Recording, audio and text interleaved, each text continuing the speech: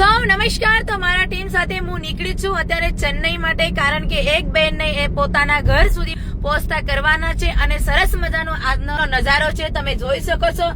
સાથે વાદળા છે, વરસાદ છે। તો કર્ણાટકમાં તુમકુર કરીને ગામ છે, ત્યાં અત્યારે હાલ આપણે છે।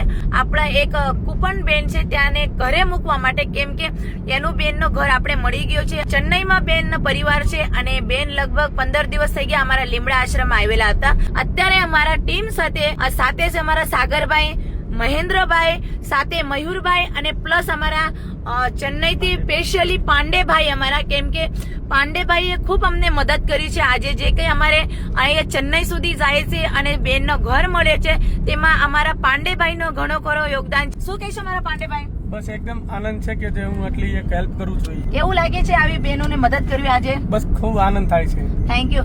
શું કહેશો મહેન્દ્રભાઈ, કેવું થાક લાગ્યું છે? બહુ જ લાગ્યો છે થાક। બહુ થાક લાગ્યો છે। કાલે કેટલા વાગ્યાથી ગાડી ચલાવશો? 2 વાગ્યાથી। કાલે 2 વાગ્યાથી સતત અમારા જે મહેન્દ્રભાઈ છે અને અમારા સાગરભાઈ, શું કહે છો સાગરભાઈ? બસ જો હવે આપણે 1000 કિલોમીટર જેવી ગાડી હાંકી નાખી છે, થાક પણ ખૂબ લાગેલો છે, પણ ગમે તેમ કરીને આજે રાતે 12 યા 1 વાગે એમના વતનમાં આપણે પૂગી જ જવાનું છે।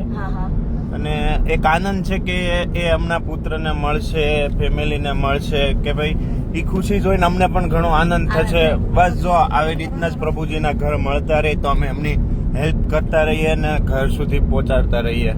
બસ એ આવો જ સાથ સહકાર આપતા રહેજો, તમે વિડીયો શેર કરતા રહેજો, એના દ્વારા જ આ પ્રભુજીનું ઘર અમને મળે અને અમે પ્રભુજીને ઘર સુધી પહોંચાડતા કરીએ। વાહ ભાઈ, સરસ। અમારા જે સાગરભાઈનો વિચાર બહુ સરસ, અને સાથે અમારા કુપુરબેન છે, જે કુપુરબેનને આપણે ચેન્નઈ લઈ જાય છે, એના પરિવાર સાથે મળવા, પરિવાર સાથે મિલન કરવા માટે એના પોતાના વતન જાય છે। કુપુરભાઈને પૂછો કે મજા આવે છે? પૂછો का पुरचिर का वीट पर ने हाँ मजा आ रहा है? घर जाना चाहते हो? पूछो वीट पर का हाँ घर जाना चाहते। घर जाना चाहते। આ અમારા કુપુરબેન છે, જે ઘણી વખત અમારા લીમડા આશ્રમમાંથી પણ ભાગી ગયેલા છે ઘર જવા માટે, પણ એને વિશ્વાસ હતો નહીં કે મને ઘરે મૂકશે કે નહીં મૂકે। ઘણું સમજાવ્યું, 4 થી 5 વાર બેન નીકળી ગયા હતા આશ્રમેથી। લાસ્ટ ટાઈમે તો મારી પર એમને વિશ્વાસ નહોતો, પછી એમને કીધું સુરત આપણે ડાયરેક્ટ ત્યાં લઈ ગયા, અને ત્યાં આશ્રમ બહુ મોટો છે, એટલે ત્યાં એને સેફલી રાખી એક દિવસ બીજે દિવસ ત્યાંથી અમે ગાડી લઈને રવાના થયા હતા। ઓકે, તો આપણા કુપુરબેન ને આપણે લીમડા આશ્રમ માંથી લાવીને આપણે સુરત આશ્રમમાં લાવ્યા હતા, કારણ કે એને કોઈના ઉપર વિશ્વાસ આવતું નહોતું।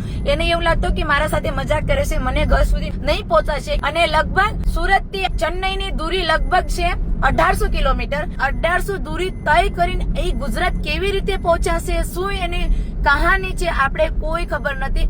પણ હવે ડાયરેક્ટલી એના છોકરા સાથે આપણે વાતચીત કરશું, કેવી રીતે ઘરથી નીકળે છે, શું કારણ હતું ઘરથી નીકળે છે, આપણે કોઈ આઈડિયા નથી। કાલે પણ બપોરે 2 થી 2:30 ના ગાડામાં આપણે નીકળી ગયા હતા અમારા ટીમ સાથે, અને સાગરભાઈ, મહેન્દ્રભાઈ, મયુરભાઈ ખરોખરના થાકી ગયા છે, કેમ કે એક ધારું લગાતાર કન્ટિન્યુ ગાડી ચલાવે છે। તો અત્યારે કર્ણાટકના છેલ્લે બોર્ડરમાં છે અને 500 કિલોમીટર ખાલી દૂરી છે અમારા ચેન્નઈનો રસ્તો, બેનના પોતાના ઘરનો રસ્તો। બસ 500 કિલોમીટર દૂરી પૂરી થઈ જાય તો બેનનું ઘર મળી જાય, બસ ખુશી છે, આનંદ છે, અલગ જ અનુભવ છે। પણ ભગવાનના આશીર્વાદથી અને તમારા બધાના સાથ સપોર્ટથી આજે આપણા બેન એના પરિવાર સાથે મળવાના છે ફરી વખત। બસ તમે પણ આવી રીતે સાથ સપોર્ટ આપતા રહેજો, પ્રેમ આપતા રહેજો, અને વધારે ને વધારે વિડીયોને શેર કરજો। જેમ અમારી કુપરબેન પરિવારમાં ગયા છે, એમ બધા અમારા પ્રભુજી પરિવાર સુધી એના પરિવાર સાથે રહેવા મળે। અહીંયાના પબ્લિક પણ બહુ સરસ સપોર્ટ કરે છે। બસ જય હિન્દ, જય ભારત, જય શ્રી કૃષ્ણ।